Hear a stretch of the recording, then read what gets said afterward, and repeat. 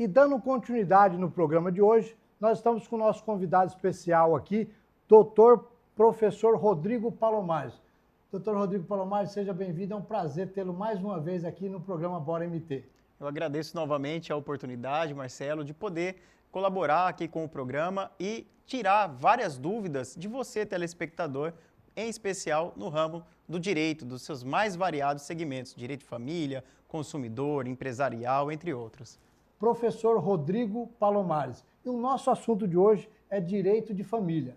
E para a gente dar início na nossa entrevista de hoje, o Estado do Mato Grosso tem lançado campanhas para o reconhecimento de paternidade e maternidade, que isso traz o direito às famílias. Né? De fato, professor, o que isso acrescenta ao cidadão? Marcelo, esse direito é fundamental. Além de ter ele basilado na Constituição Federal, o Estado de Mato Grosso ele é exemplo nacional nessa campanha. Essa campanha ela busca regularizar uma situação em que uma pessoa que não tem na certidão de nascimento a figura paterna em especial, ele deixa de ter vários direitos, como por exemplo, o direito à herança, que é o direito à sucessão, ele deixa de ter a questão socioafetiva com a figura paterna, ele deixa de ter reconhecido em caso de que ele seja criado fora do seio familiar do pai, mas ele deixa de ter o direito de conseguir alimentos com esse pai ou com esse futuro pai, que vai ser reconhecido, entre outros. Então, o Estado de Mato Grosso é exemplo nacional, já foram mais de 7.000 certidões atualizadas com o registro da paternidade nessas campanhas realizadas, tanto pelo Tribunal de Justiça, quanto também por nossa Defensoria. Professor Rodrigo, e principalmente a dignidade, né? Exatamente. A dignidade, ela vai muito além, né? O que vem a ser a dignidade, o que é legal para falar no direito de família, em especial em nossas crianças e adolescentes que estão em desenvolvimento. A dignidade, ela é um patrimônio que todos nós temos imaterial, como, por exemplo, ter na certidão de nascimento a figura afetiva do seu pai e da sua mãe. Hoje, reconhecido pelo STJ, você não necessariamente precisa ter a figura de sexos opostos. Você pode ter na sua certidão de nascimento pai, pai, mãe, mãe e assim sucessivamente. Então, há esse reconhecimento já pelos tribunais brasileiros, porque isso impacta diretamente na questão da dignidade da pessoa humana e, em especial, em direitos sucessórios e de família. Professor Rodrigo Palomares, para quem busca esse reconhecimento, tanto de paternidade ou quanto de maternidade, o que isso de fato precisa para que isso possa ocorrer? Para que a gente possa concretizar esse direito à dignidade, esse direito a ter o nome do seu pai e da sua mãe na certidão de nascimento, é necessário, se todos estiverem de acordo, então se o pai estiver de acordo e a mãe estiver de acordo, não precisa ir para o Poder Judiciário. Você pode ir diretamente em um cartório e este procedimento vai ser totalmente extrajudicial e gratuito, tá? É gratuito esse procedimento.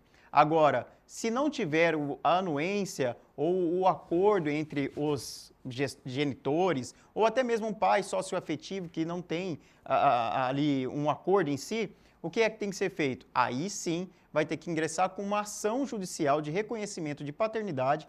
Essa ação pode ser patrocinada tanto pelo Estado, através da Defensoria Pública para aquelas pessoas de baixa renda, que se enquadram nesse título, nessa forma de população, ou você pode contratar um advogado também.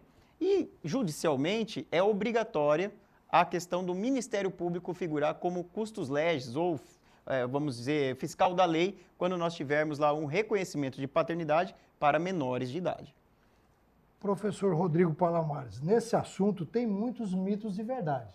Se tem, bastante. Então eu queria aqui com você fazer um bate-bola para que o telespectador do Bora MT possa saber o que é mito ou o que é verdade. Sim. O pai que não paga a pensão alimentícia, ele fica impedido de ter o direito de ver o filho ou os filhos? Mito ou verdade, né? Mito ou verdade. Todos os dias eu acredito que o advogado que milita na área do direito de família, ele é questionado desta forma. Doutor, eu não pago a pensão, ou a mãe também, o marido não paga a pensão, ou vice-versa, alguém não paga a pensão, que pensão é um nome singular, né? Mas tecnicamente são alimentos que nós chamamos no direito. Mas vamos lá para o singular. Ah, não paguei a pensão, a mulher não quer deixar eu ver meu filho porque eu não pago a pensão. Esse é o mais usual.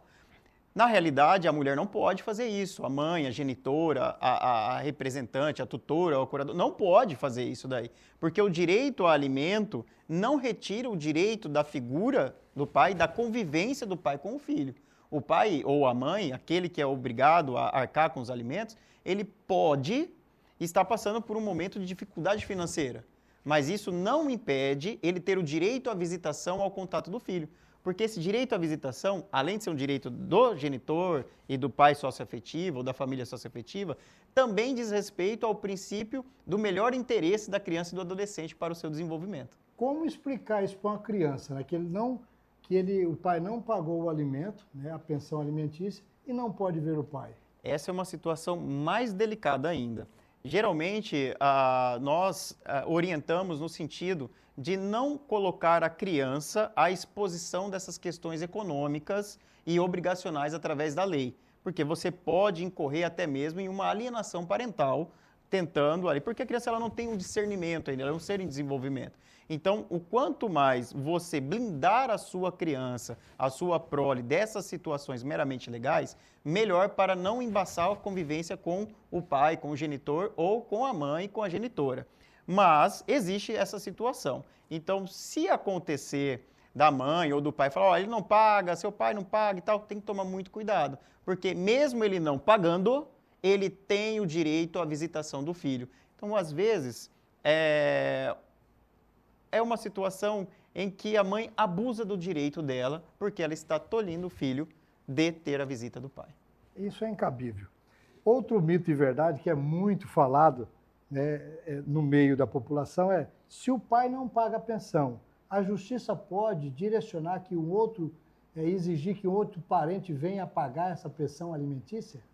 Com certeza, isso não é mito, isso é verdade, tá? Por que é verdade? Se o pai não paga a pensão, o que acontece na prática? Eu dou risada porque é triste, né? Então, não tem é escandaloso até falar isso daqui, mas geralmente, antes de um divórcio com uma criança, o pai ostentava uma situação financeira muito boa, era o provedor da família, batia no peito para falar, eu pago todas as contas de casa. Quando se divorcia, de repente, acaba toda essa fortuna, esse patrimônio, do dia para a noite. E aí ele começa a esconder patrimônio, ele começa a ocultar, ou muitas vezes também pode ficar desempregado e ficar sem grana mesmo para poder honrar com as suas obrigações. Independente das circunstâncias, se não tiver o genitor, o responsável ou o pai socioafetivo, não tiver condições de honrar com os alimentos deverão ser direcionados para primeiramente os ascendentes e depois os colaterais. Há essa possibilidade. Ascendentes, pai e mãe, ou seja, avós da criança que está precisando dos alimentos. Por que isso? Porque a família é fraterna, é solidária. Então, a base da sociedade brasileira, nos artigos 220 e seguintes da Constituição Federal, trabalha essa noção de solidariedade. Então, jamais uma criança vai ficar desassistida porque o pai não tem condições de honrar com seus alimentos. Essa circunstância, ela é tomada pela justiça ou indicada pela mãe que está movendo a ação? Sempre provocado pelo representante do menor, tá? Sempre provocado. A justiça é inerte, tá? O Poder Judiciário ele tem um princípio chamado princípio da inércia, em que ele só age mediante provocação. Então, por mais que ele tenha as informações todas, ele não pode, por si próprio, impulsionar o processo. Então, vai depender da mãe ou do representante do menor, que está com déficit alimentar, né, dos alimentos, entrar com um pedido e aí o judiciário analisar as provas e deferir. Mais um mito e verdade. Nós sabemos que essa ocasião ocorre porque houve a separação do casal. E quando há a separação do casal, obviamente um ou outro abandona o lar. E quando alguém abandona o lar por 2 anos, isso dá o direito que o outro que permanece no lar se torne o único dono desse lar? Exatamente, isso não é mito, isso também é verdade. Tá? Então, você que é o varão ou a varoa, vamos dizer assim, e você abandonou o lar. Ah, eu não quero mais, eu vou embora, você fica com tudo, tchau. Ou então nem fala, fica com tudo, só vai embora.